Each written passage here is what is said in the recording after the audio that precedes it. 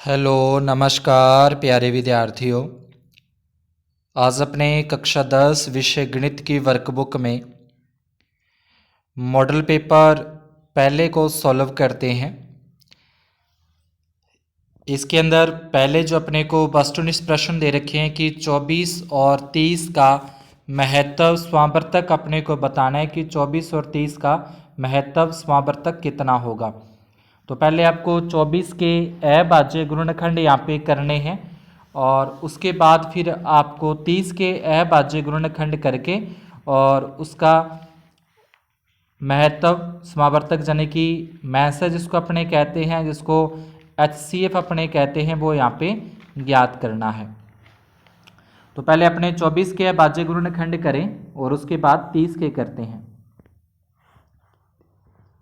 अभाज्य गुणनखंड करके भी आप इसको ज्ञात कर सकते हैं जैसे अपने करते हैं, नहीं तो जो ऑप्शन अपने को दे रखे होते हैं उस ऑप्शन में से अपने को महत्तव समावर्तक ज्ञात करना है। तो इनका भाग दे के देख लेना चाहिए। जैसे 3 का भाग दोनों में जाता है, 6 का भाग भी 24 और 30 में जाता है, 24 का भाग अकेले 24 में जाएगा और 30 का भाग अकेले 30 में जाएगा।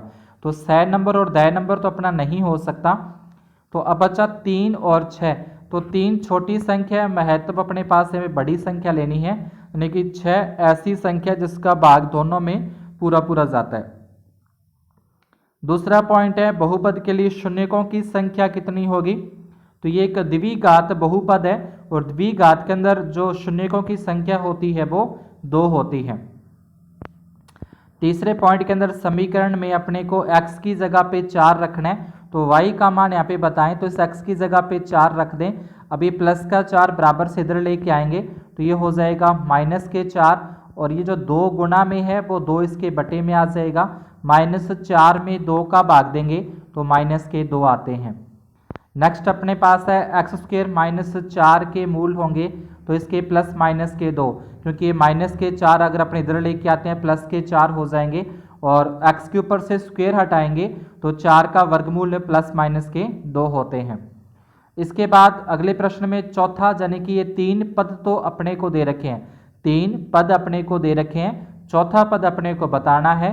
तो इसमें कितने का 5 का अंतर हो रहा है, 7 और 5 12, 12 और 5 17, 17 और 5 22 होते हैं। छठा पॉइंट है बिंदु 4 - 5 कौन से चतुर्थांश में होगा, यानी कि इसमें x का मान प्लस में चाहिए और y का जो मान है वो अपने को माइनस में चाहिए।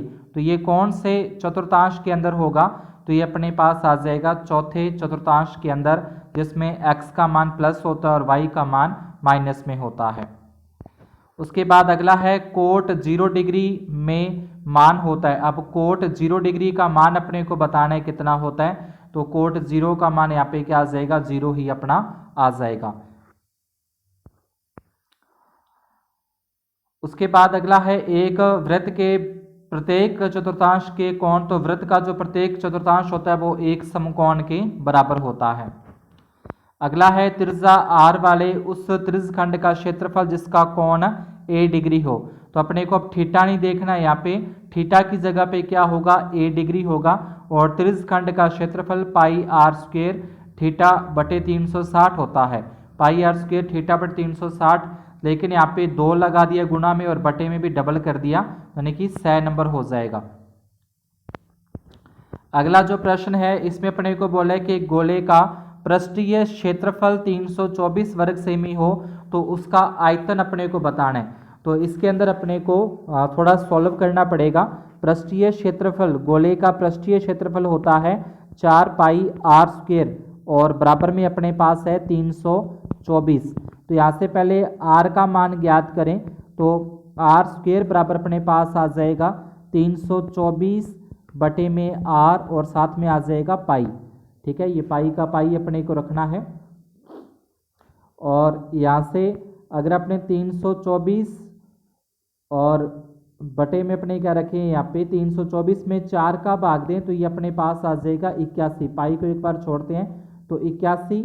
तो r बराबर अपने पास r का अगर मान निकालेंगे तो इसके ऊपर आ जाएगा रूट और रूट का मान होता है 9, यानी कि इसकी जो त्रिज्या है वो अपने पास क्या आ जाएगी, त्रिज्या का मान अपने पास आ जाएगा 9 आ जाएगा। ठीक है, ये पाई से पाई कटता है यहाँ से, तो त्रिज्या का मान अपने पास आ जाएगा 9। अब आयतन ज्ञात करना है, तो गोले के आयतन का सूत्र होता है 4/3 पाई r की घात 3। ये गोले के आयतन का सूत्र है 4/3 पाई, और r की जगह पे आ जाएगा 9 गुना में 9 और गुना में 9।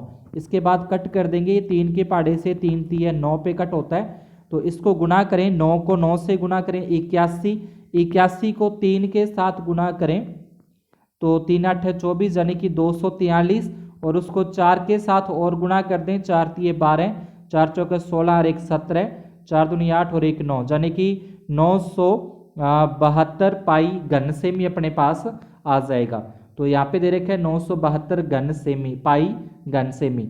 आगे इसका अपने को माध्य यानी कि औसत बताना है, क्या होगा, तो इन सभी संख्याओं को पहले प्लस कर लें, इन सभी को जोड़ना है। जब भी अपने को इस तरीके से माध्य या औसत ज्ञात करने के लिए बोलेगा, तो सबसे पहले अपने इसमें क्या करना है कि इन सभी को प्लस करना है, इनको जोड़ना है यहाँ पे। तो इनको जब अपने जोड़ेंगे तो ये हो जाएंगे 5 5 10 10 और 10 30, 30 हो जाएंगे जोड़ने पर, और इसमें भाग दिया जाएगा 5 का। 30 में 5 का भाग देंगे तो अपने पास आ जाएगा सॉरी कितनी संख्या 5, तो 30 में 5 का भाग देने पे 6 आता है। अगर इसको जोड़ें दोबारा से 5 और 5 10 10 और 20 होंगे, सॉरी अगर जोड़ करेंगे तो ये 20, 20 में 5 का भाग देंगे तो अपने पास आता है 4। इनको प्लस करने पर 20 आता है, और जितनी संख्या उसका भाग दिया जाता है तो अपने पास आ जाएगा इसका आंसर 4 आ जाएगा। इसके बाद अगला प्रश्न है, इसमें बोला है कि एक पासे को फेंकने पर आने वाले कुल संभावित परिणाम, तो पासे को फेंकने पर कुल संभावित परिणाम है वो 6 आते हैं। अगला खाली स्थान है, संख्या जो न तो अभाज्य है और न ही भाज्य, तो वो 1 है 1, यानी कि ऐसी संख्या जो न तो अभाज्य के अंदर आती है और न ही भाज्य के अंदर आती है। सेकंड है, समांतर श्रेणी का सारवंतर अपने को बताना है, तो इसमें 3 3 संख्याओं की बढ़ोतरी हो रही है, यानी कि 3 3 संख्या प्लस होके आ रही हैं, तो इसका सारवंतर आ जाएगा 3। समरूप त्रिभुज की संगत भुजाएं क्या होती हैं, समानुपाती होती हैं। ठीक है, त्रिभुज समरूप त्रिभुज की संगत भुजाएं समान अनुपात में लिख सकते हैं या फिर समानुपाती। ठीक है, समान अनुपात लिख देना या फिर समानुपाती होती हैं। उसके बाद तीसरा जो खाली स्थान है 1 माइनस कोस स्क्वायर थीटा, तो 1 माइनस कोस स्क्वायर थीटा की अगर अपने बात करें तो वो होता है sine square theta. 1 minus cos square क्या होता है, साइन स्क्वायर थीटा होता है, रूट है, तो इसके ऊपर से रूट से अगर अपने हटाएंगे तो यहाँ पे सीधा अपने पास आ जाएगा साइन थीटा। नेक्स्ट है, संचयी बारंबारता का उपयोग खाली स्थान ज्ञात करने में किया जाता है। संचयी बारंबारता अपने कहते हैं CF को, तो CF किस में ज्ञात किया जाता है, तो ये माध्यक के अंदर ज्ञात किया जाता है, तो इसका आंसर अपने पास आ जाएगा माध्यक। ठीक है, माध्यक इसका आंसर आ जाएगा। पांचवा पॉइंट है, घटना होने की प्रायिकता प्लस घटना ई नहीं होने की प्रायिकता, दोनों का योग क्या होता है, अपने पास 1 होता है।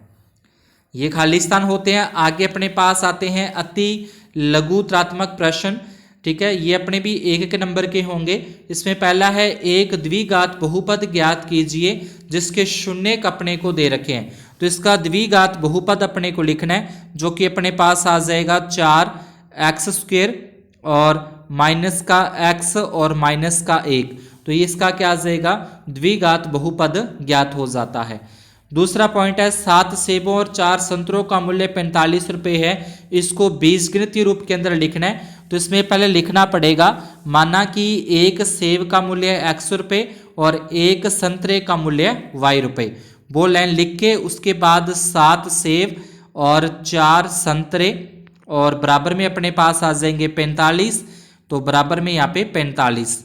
अभी प्लस का 45 बराबर से अंदर की तरफ लेके जाएंगे तो माइनस का 45 हो जाएगा, यानी कि 7x प्लस 4y और माइनस के 45 बराबर 0।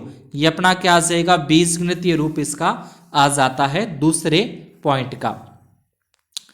तीसरा है, समीकरण के मूल समान कब होते हैं, तो समीकरण के मूल कब समान होते हैं? जब b² माइनस 4ac बराबर 0 होता है। जब b² माइनस 4ac बराबर 0 होता है। चौथा पॉइंट है, चौथा इसमें समांतर श्रेणी का 20वां पद ज्ञात करना है।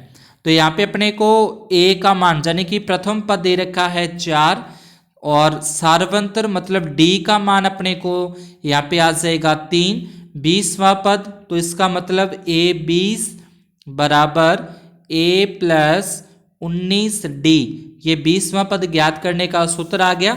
इसके अंदर अपने क्या करना है, इसके अंदर अपने को a और d के मान रखने हैं। a का मान अपने पास 4, 19 गुना d का मान है 3, 19 को 3 के साथ गुना करें तो 19 38 19 57 और 57 में 4 जोड़ दे तो अपने पास आ जाएगा 61। तो इसका जो 20वां पद है वो अपने पास 61 ज्ञात हो जाता है। अगला प्रश्न है 5वां, बिंदु की y अक्ष से दूरी अपने को बतानी है। y अक्ष से दूरी पूछेगा तो अपने को इसका आंसर बताना है जो x का मान दे रखा है। छठा पॉइंट है, यदि कोसेक a बराबर 17/8 तो tan a का मान अपने को यहाँ पे ज्ञात करना है। तो tan a का मान ज्ञात करना है तो इसमें कोसेक दे रखा है, तो पहले इसमें पाइथागोरस प्रमेय वगैरह लगा के इसको सॉल्व करते हैं।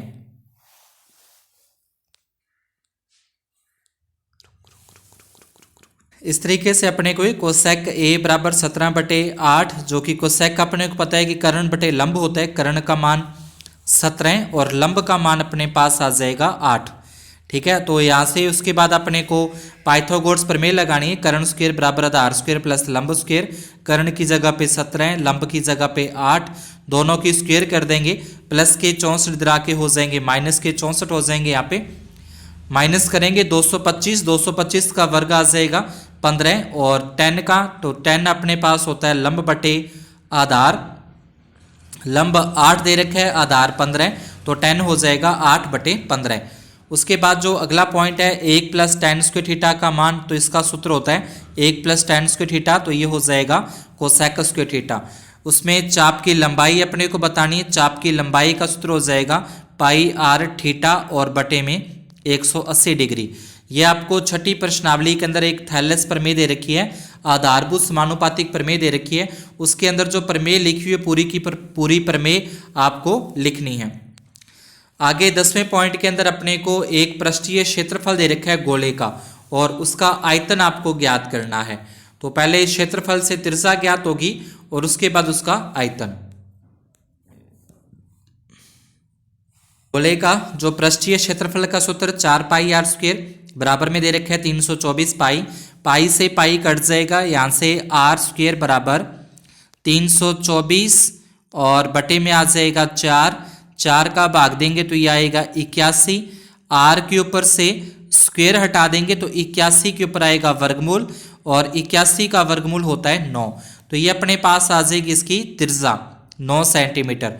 अब अपने को निकालना है इसका आयतन ज्ञात करना है, तो इसके बाद लिखेंगे गोले का आयतन, ये लिखेंगे गोले का आयतन बराबर 4/3 पाई r की घात 3। उसके बाद 4/3 का 4/3 लिखा।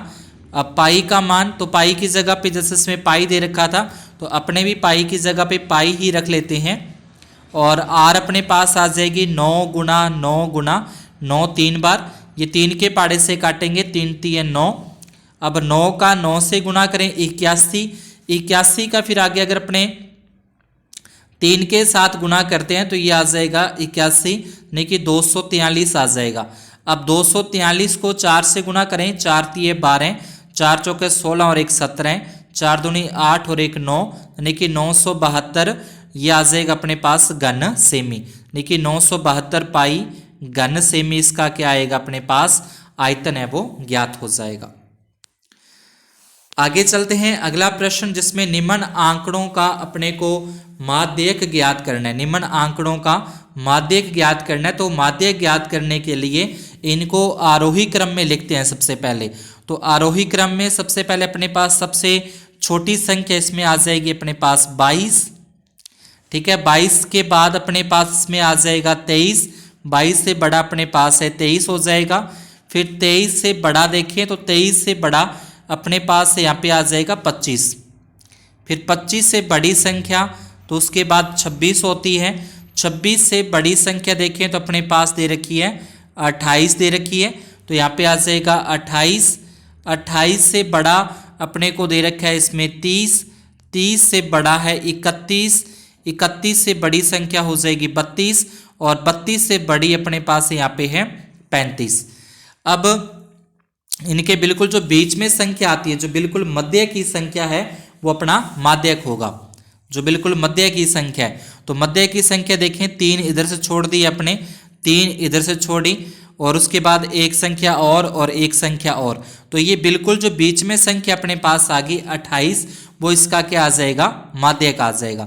तो इसको में लिखना है पहले आरोही क्रम अवरोही क्रम, आरोही क्रम में लिखने पर ये आरोही क्रम में आ जाएगा ऊपर जो लिखा है, और यहां से अपने पास माध्यक आ जाएगा इसका 28।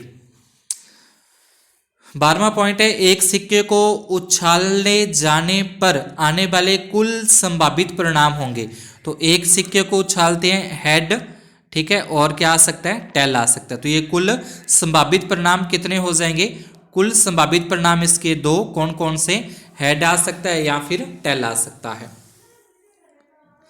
इसके बाद चौथा जो प्रश्न है अपने को, ये थोड़े से लेंथी बड़े प्रश्न आ जाते हैं, जो कि मैंने एक कॉपी के पेज पे सॉल्व किए हैं, तो उसको अपने सभी देखेंगे।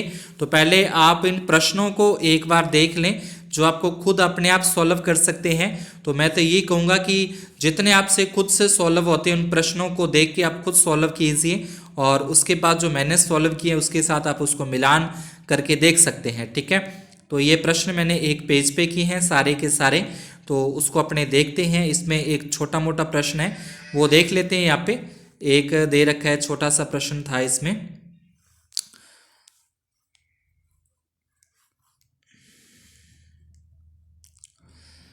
ये 13वां जो प्रश्न है, भुजा 70 मीटर वाले एक घनाकार ब्लॉक के ऊपर एक अर्धगोला रखा हुआ है। अर्धगोले का अधिकतम व्यास, तो अर्धगोले का अधिकतम व्यास भी 70 मीटर ही अपने पास होगा। तो 13वें का आंसर क्या आ जाएगा, 70 मीटर आ जाएगा, ठीक है। बाकी सारे के सारे एक पेज पे अपने सॉल्व किए हैं, तो उसी में से देखेंगे सारे। ये खंड द है, खंड द के अंदर अपने पास ही आ जाएंगे, ठीक है। और इस तरीके से अपना ये मॉडल पेपर है, तो अपने करते हैं एक पेज के ऊपर। ये अपने शुरू हो रहा है चौथे प्रश्न से। इसमें अपने को HCF और LCM ज्ञात करने थे। तो सबसे पहले 6 के अभाज्य गुणनखंड किए अपने, फिर 72 के अभाज्य गुणनखंड किए, फिर 120 के अभाज्य गुणनखंड किए। तो इसमें HCF होता है जो तीनों के अंदर कॉमन आता है, जो तीनों में कॉमन आएगा वो अपना क्या होता है, HCF होता है। तो इसमें आप देखोगे कि जो 2 है और 2 तीनों के अंदर आ रहा है, और 3 भी है वो भी तीनों में आ रहा है। तो इसलिए इसका जो HCF अपने पास हो जाएगा 2 गुना 3 बराबर 6। LCM की अगर अपने बात करें तो इसमें देखें कि सबसे जो बड़ी घात है वो लिखनी होती है।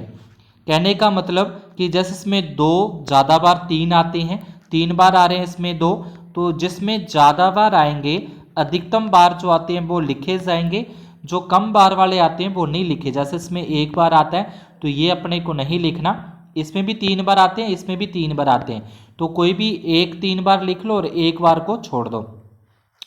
इसके बाद फिर 3 की बात करें, इसमें 1 बार आता है, इसमें 1 बार, इसमें 2 बार, तो जिसमें कम बार आते हैं उसको छोड़ दो, जिसमें ज़्यादा बार आते हैं अधिकतम जो आते हैं वो अपने को लिखने हैं, और एक इसमें आ जाएगा 5।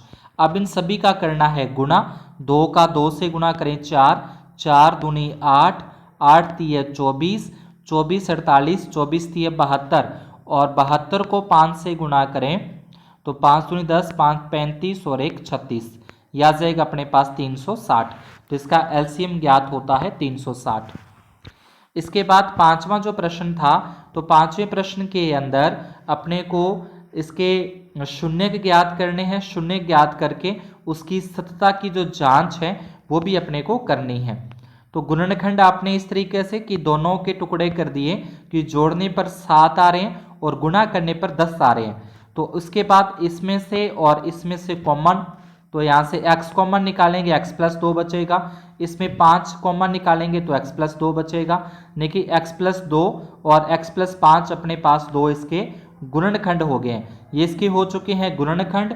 अब दोनों के बराबर जीरो लेते हुए, दोनों के बराबर जीरो रखते हुए यहाँ से एक शून्य तो आ जाएगा x बराबर -2, और दूसरे के बराबर जीरो रखेंगे तो यहाँ से दूसरा शून्य आ जाएगा x बराबर -5। तो ये अल्फा और ये बीटा के मान अपने पास आ चुके हैं। ऊपर अपने ए बी सी के मान लिखे थे जो कि इसके गुणांक हैं, यानी कि इसका गुणांक 1 है तो a का मान 1, b का मान 7, c का मान अपने पास है 10। ये तो इसके गुणांक हो गए, और नीचे अपने इसको क्या दे रखे हैं, शून्य हैं वो अपने को दे रखे हैं, -2 और -5। ठीक है, यानी कि अल्फा का मान तो है -2 और बीटा का मान है अपने पास -5।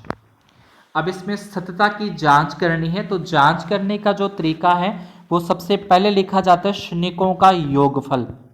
पहले अपने क्या करते हैं, शून्यकों का योगफल, ये लिखना है आपको पूरा। शून्यकों का योगफल इसका होता है अल्फा प्लस बीटा बराबर -b/a। अल्फा का मान -2, बीटा का मान -5, बी का मान अपने को प्रश्न में दे रखा है 7 और बटे में ए का मान है 1। ये ए बी सी के मान भी अपने देख लिए हैं ऊपर, और अल्फा बीटा के मान भी दे रखे हैं। तो -2, -5, -7, -7 में 1 का भाग देंगे तो ये -7, तो ये दोनों अपने बराबर हो जाएंगे। ऐसे ही आपको फिर शून्यकों का गुणनफल, तो शून्यकों का गुणनफल यानी कि हो जाएगा अल्फा गुणा बीटा बराबर c/a। अल्फा का मान अपने पास -2, बीटा का मान अपने पास है -5, c का मान है 10 और बटे में a का मान 1। -2 का -5 के साथ गुणा करें तो +10 और भाग दें तो भी +10, तो ये अपने पास बराबर हो जाते हैं। इसके बाद फिर अगला जो प्रश्न है, छठे प्रश्न के अंदर अपने देखें तो छठा प्रश्न के अंदर अपने को क्या करना है, एक उसके करने हैं अपने को तीसरी जो प्रश्नावली है, दो रैखिक समीकरण युग्म अपने को दे रखे हैं, तो रैखिक समीकरण युग्मों को अपने बताना है। तो ये छठे प्रश्न में अपने को समीकरण दे रखी है। ठीक है, इन समीकरणों के हल अपने को बताने हैं, हलों की प्रकृति अपने को बतानी है, एक हल है कि अनेक हल है कि कोई हल नहीं है। तो इसके लिए पहले द्विघ जो रैखिक समीकरण अपने को दे रखी है, इस समीकरण को इस रूप के अंदर लिखेंगे, प्लस के 8 है तो माइनस के, प्लस के 7 तो माइनस के।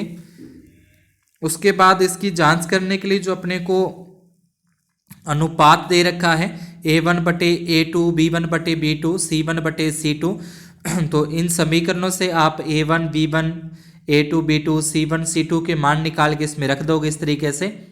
उसके बाद कट हो रहे हैं तो 2 के पाड़े से कट करेंगे, 1/2, 1/2, और ये कट नहीं हो रहा, तो ये दोनों तो आ रहे हैं बराबर। a1/a2 बराबर है b1/b2 बराबर नहीं है c1/c2, तो अतः दी गई रैखिक समीकरण युग्म का कोई हल नहीं है। सातवें प्रश्न के अंदर इसके अंदर अपने को इसके मूल ज्ञात करने हैं। ठीक है, मूल ज्ञात करने हैं तो वही इसके गुणनखंड कर लेंगे दोनों के, कि जोड़ने या घटाने पर -1 आ जाए और गुणा करने पर अपने पास -12 आ जाए। तो मैंने यहाँ पे आगे 4 और 3, 4 × 12, 4 में से 3 घटाएंगे तो -1। उसके बाद दोनों में से अपने लेने होते हैं कॉमन। ठीक है, ये आपको पता ही है, कॉमन निकालने पड़ते हैं दोनों में। तो इन दोनों के अंदर से कॉमन अपने पास आ जाएगा 2x, 6 में 2 का भाग देंगे 3, 4 में 2 का भाग देंगे 2। इन दोनों में से एक कॉमन आ जाएगा, एक कॉमन निकालने पर 3x - 2। अब 3x - 2 फिर कॉमन आ जाएगा और बाहर है ये 2x और प्लस में 1, तो ये 2x + 1 = 0। अब दोनों के बराबर बारी बारी से 0 लेकर अपने को x का 1 तो आ जाएगा, x का मान 2/3। ठीक है, अब इसके बराबर 0 रखा तो ये -2 + 2 हो गए, 3 इसके बटे में आ गया। और दूसरा क्या होगा कि 2x + 1 बराबर में 0, x बराबर प्लस का 1 हो जाएगा -1 और बटे में 2। तो इसके जो दो मूल अपने पास आएंगे 2/3 और -1/2। ठीक है, ये इसके दो मूल अपने पास ज्ञात हो जाते हैं। अगले प्रश्न की अगर अपने बात करें, 8वां प्रश्न है, तो ये अपने को एक प्रमेय दे रखी है, उस प्रमेय को सॉल्व करना है। तो ये प्रमेय हमने दो त्रिभुज ABC और DEF लिए हैं, जिसमें अपने को दे रखा था कि दो त्रिभुजों के जो संगत कोण हैं वो बराबर हैं, तो कोण इसके A बराबर D, B बराबर E हो जाएगा और C बराबर F कोण हो गए। उसके बाद आकृति से अपने जो बड़ा त्रिभुज है उसके अंदर एक इस तरीके डॉट डॉट करते हुए एक त्रिभुज अपने और यहाँ पे बना लिए, जिसको अपने P और Q नाम दिया है। ठीक है, P और Q नाम दे दिया। तो इसमें इस तरीके से इसकी रचना करनी है कि जितनी ये AB सेंटीमीटर लंबी भुजा है उतनी भुजा ये DP हो जाएगी, जितनी लंबी AC भुजा है उतनी अपनी DQ भुजा हो जाएगी। लेकिन दोनों की जो लंबाइयां हैं वो अपने को समान रखनी है।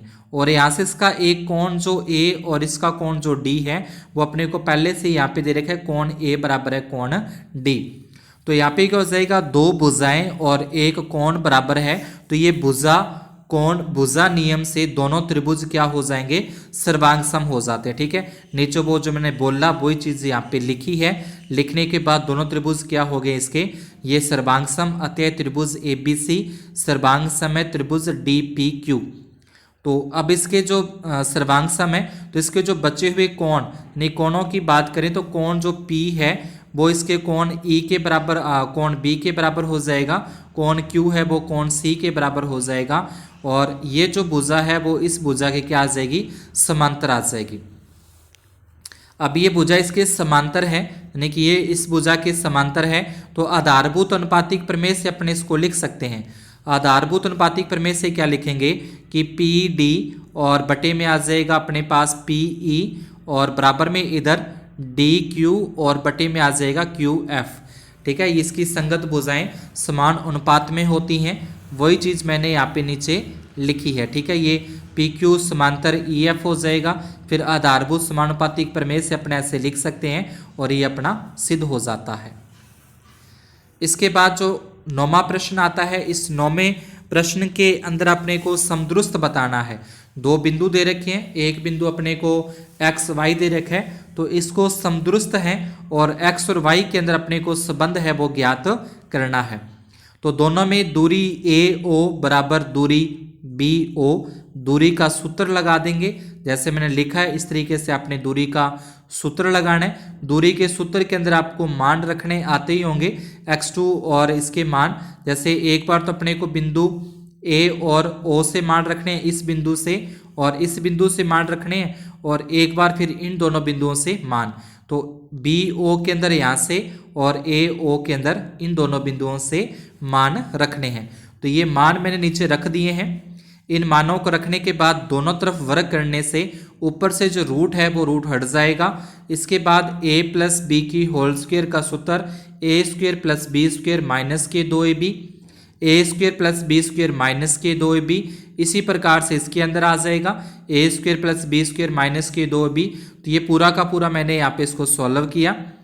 अब क्या करना है इसके अंदर अपने को, तो इसके अंदर देखें कि x स्क्वायर का तो x स्क्वायर आ गया, 7 की स्क्वायर करेंगे तो 49 होते हैं, 2 का 7 से गुना करेंगे 2 7 है 14x, और प्लस में फिर अपने पास आ जाएगा प्लस में y स्क्वायर, फिर प्लस में 1, फिर माइनस के 2 एकम 2y, और आगे देखें बराबर में x स्क्वायर आ जाएगा, प्लस में 3 की स्क्वायर करने पर 9, माइनस के 3 दूनी 6x, फिर प्लस में अपने पास यहाँ पे आ जाएगा y स्क्वायर हो जाएगा। उसके बाद फिर प्लस में 5 की स्क्वायर होती है 25, तो यहाँ पे 25 लिखा है मैंने, टी करके इसको लिख दिया है। एक्स स्क्वायर से एक्स स्क्वायर कट हो जाएगा और वाई स्क्वायर से अपना जो वाई स्क्वायर है वो कट हो जाता है। अब आगे अपने देखें तो इसके अंदर आप देखोगे कि जो संख्या जैसे 49 और 1 ये प्लस, तो 49 और 1 तो हो जाएंगे 50। इसके बाद माइनस के 14x लिखे, माइनस के 2y बच गया, और फिर बराबर में 9 और 25 दे रखे हैं, ये 25 यहाँ पे है, 9 यहाँ पे दे रखे हैं, 25 और 9 हो जाएंगे अपने पास 34, फिर माइनस के 6x है और माइनस के अपने पास है 10y। अब इसके बाद पक्षांतरण कर दें, ठीक है, सारा का सारा अपने तो माइनस के 14x माइनस के 6x है तो ये हो जाएंगे प्लस के 6x, उसके बाद माइनस के 2y और माइनस के 10 है तो ये हो जाएंगे प्लस के 10, उसके बाद प्लस के 50 हैं और ये 34 भी बराबर के उधर ले जाएंगे तो माइनस के 34 और बराबर में 0। अब माइनस के 14 और प्लस के 6 हैं तो ये माइनस के बचेंगे 8x, 10 में से 2 घटा देंगे तो ये बचेंगे प्लस के 8y, उसके बाद 50 में से 34 घटा देंगे तो ये बचेंगे प्लस के 16 बराबर में 0।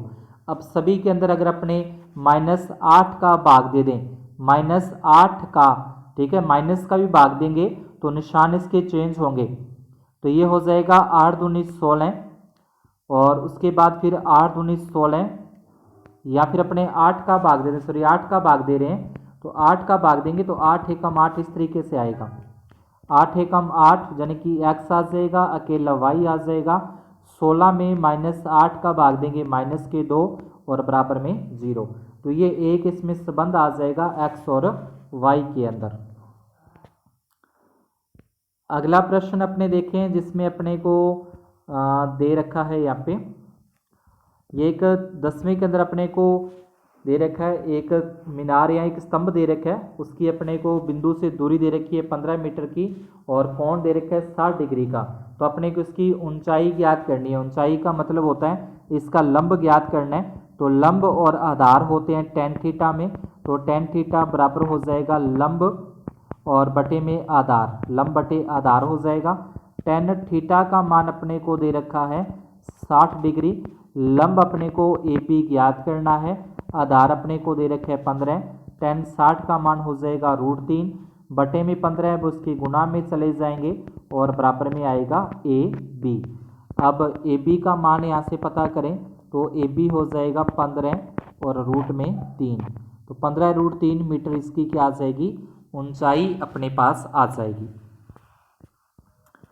इसके आगे नेक्स्ट प्रश्न के अंदर अपने को, तो इसके अंदर भी अपने को एक दे रखी है स्पर्श वृत्त के केंद्र से दूरी दे रखी है 56 मीटर और उस बिंदु से जो इस पे स्पर्श रेखा की लंबाई है वो दे रखी है 40 मीटर।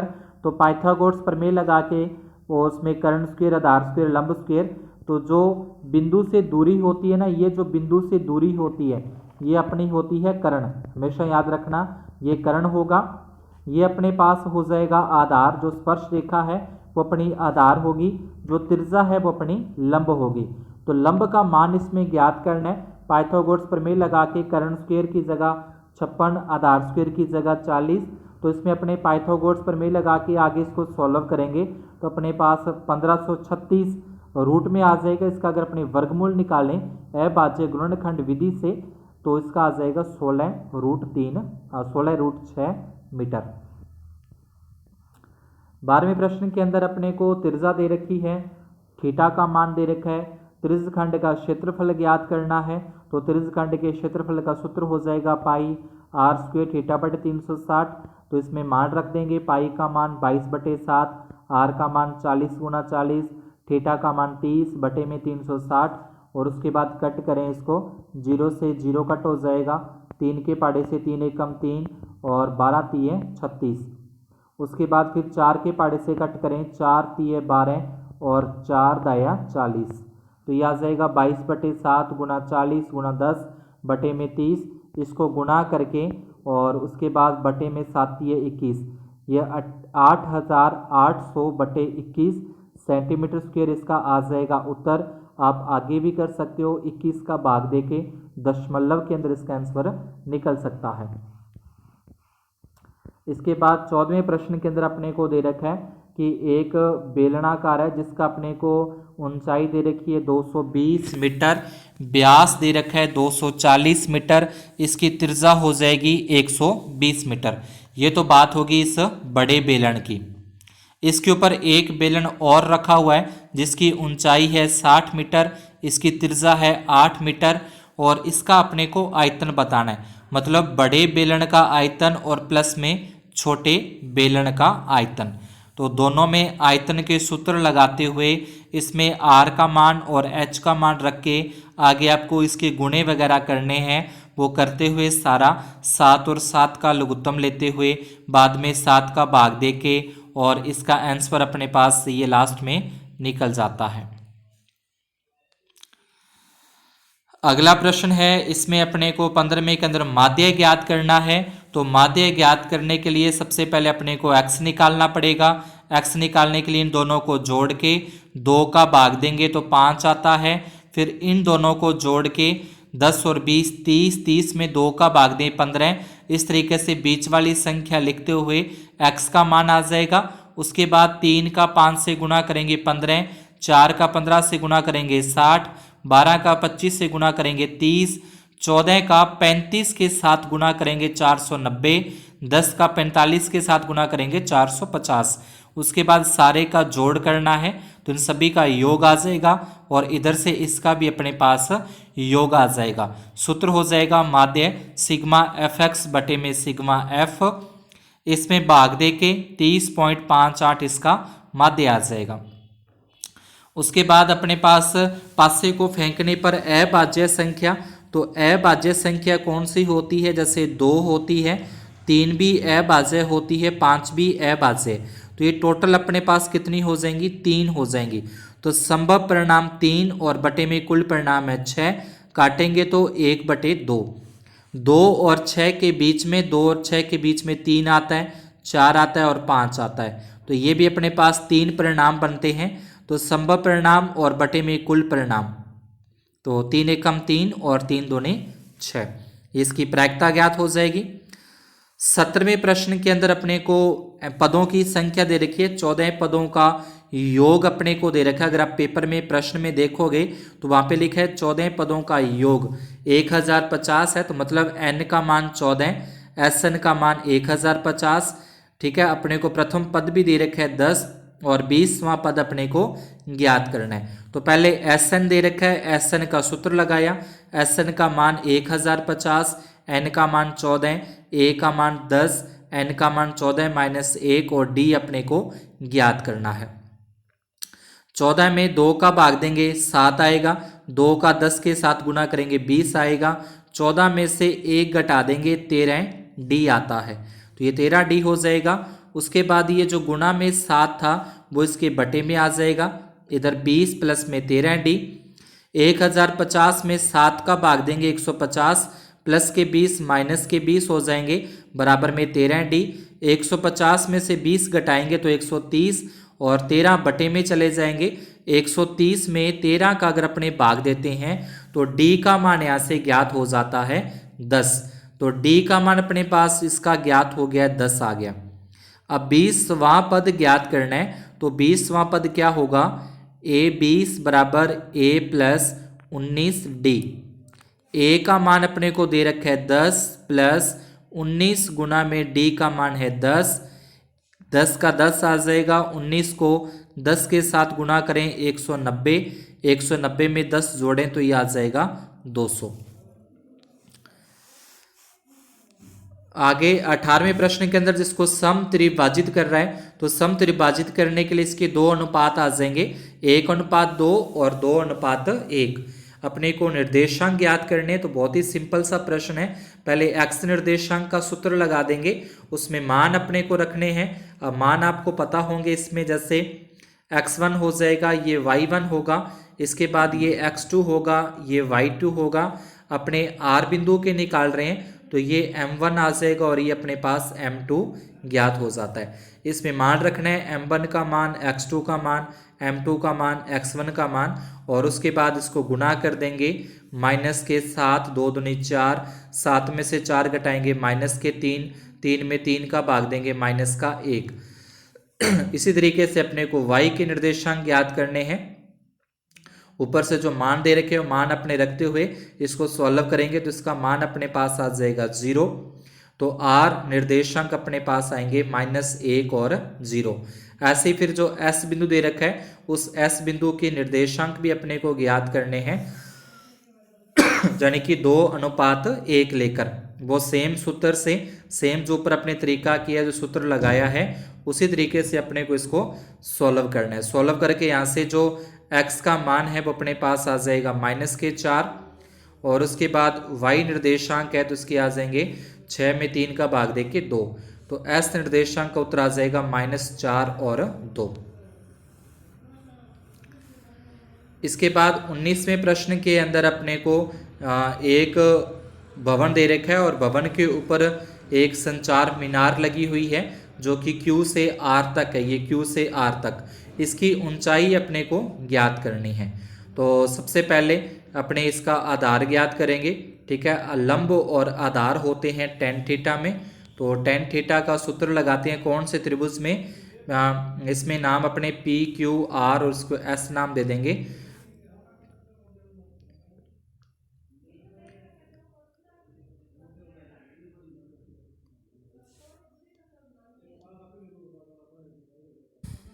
तो यहाँ पे अपने पास आ जाएगा, इसमें पहले त्रिभुज कौन सा ले रहे हैं, त्रिभुज अपने ले रहे हैं P और Q और S। तो इसमें लगाते हैं tan थीटा, तो tan थीटा क्या होता है, लंब बटे आधार होता है। थीटा की जगह पे आ जाएगा 45 डिग्री, लंब अपने को दे रखा है 20 और आधार अपने पास हो जाएगा PS। tan 45 का मान 1 होता है, बराबर में 20 और बटे में PS, तिरछा गुणा करेंगे तो PS अपने पास आ जाएगा 20 तो मीटर। ये आधार यहाँ से ज्ञात हो जाएगा 20 मीटर अपने पास। इसके बाद बड़ा जो त्रिभुज है उस त्रिभुज का नाम अपने लिखे यहाँ पे, तो ये आ जाएगा त्रिभुज RP और S। इसमें भी सेम आ जाएगा tan थीटा, थीटा की जगह पे रखना है 60 डिग्री, ठीक है। ये tan लिखा हुआ है, tan थीटा यानी थीटा की जगह 60 डिग्री। लंब अपने पास क्या होगा, लंब ये पूरा होगा तो इसको अपने दो भागों में लिख सकते हैं 20 और प्लस में ये RQ, तो इसका आ जाएगा 20 और प्लस में RQ लिख देंगे। आधार अपने पास आ गया इसका 20। tan 60 का मान होता है √3 और बटे में जो 20 है अब उसके गुणा में लिखा जाएगा, बराबर में आ जाएगा 20 और प्लस में RQ। प्लस के 20 है बराबर की इस तरफ लेके आए तो ये 20 √3 और माइनस के हो जाएंगे 20 और बराबर में है इसके RQ।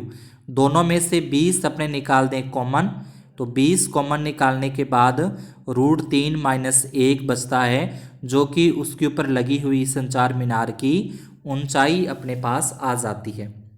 तो ये ऊंचाई अपने को ज्ञात करनी थी।